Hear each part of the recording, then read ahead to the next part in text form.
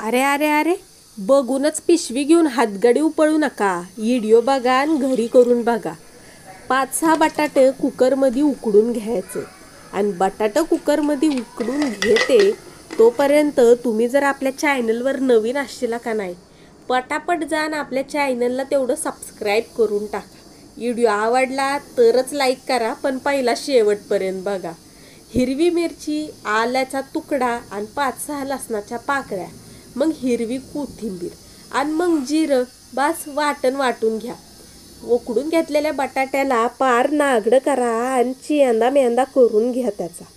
मग एका पॅनमध्ये लाल चांगला पॅन झाला का तेल टाका. मग जिऱ्या मोहरीची फोडणी द्या.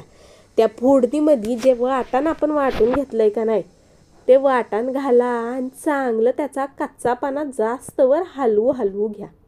आणि मग हे समद वाटण ठसका लागायला लागला का नाही, त्याच्या आधीच ह्याच्यामध्ये हिरवीगार अशा वाटणात हळद टाकून घ्या आणि मग चवीपुरतं मीठ घाला.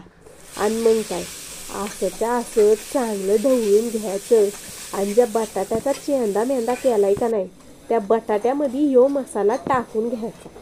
आणि मग काय मिक्स चांगलं मिक्स करून घ्यायचं. हिरवीगार कोथिंबीर बी घाला सोबतीला, म्हणजे कशी बटाट वड्याची चव दुपटीनं वाढल. सोबतीला पाव तर दिसतच असतील तुम्हाला, वडापावच करतोय हो. पटापटा मी बनते का नाही तसेच्या तसे वडे बनवून घ्या.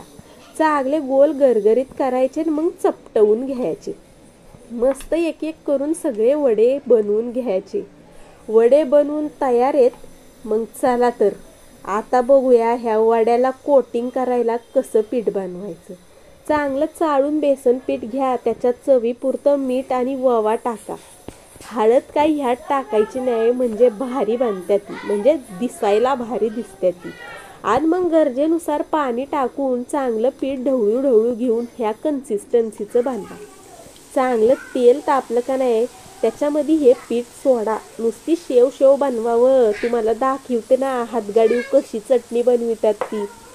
चांगली शेव सोडली का नाही, ती लाल बुन झाली का चांगली तव्यातून काढून घ्यायची. बघा आता मंडळी, कढईतून काढून घ्यायची, डायरेक्ट मिक्सरच्या भांड्यातच टाकली.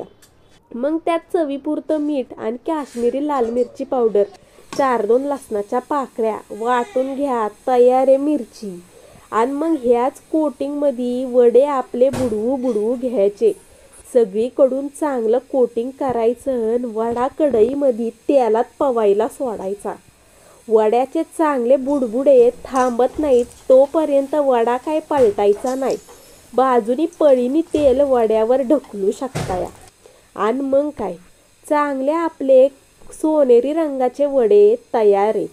वडे काढून घ्यायचे. असेच एका मागून एक वडे तळून घ्यायचे आणि घरातल्या समद्यांना मिरचीच्या तडक्यासंग वडापाव खायला घालायचा.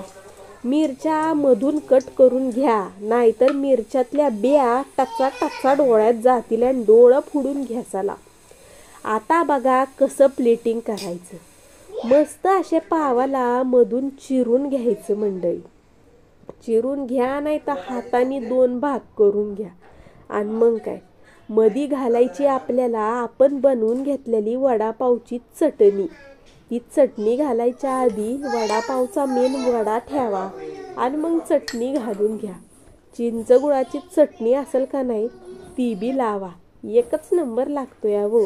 आणि मिरची संग वडापाव खायला द्यायचा. आणि हातगाडीवरचा वडापाव कमीत कमी पावसाळ्यात तरी खाऊ नका लकाच्या हो. घरी बनवा आणि मग खा वडापाव. घरी बनवलेल्या वडापावची चवच न्यारी. व्हिडिओ आवडला असेल तर लाईक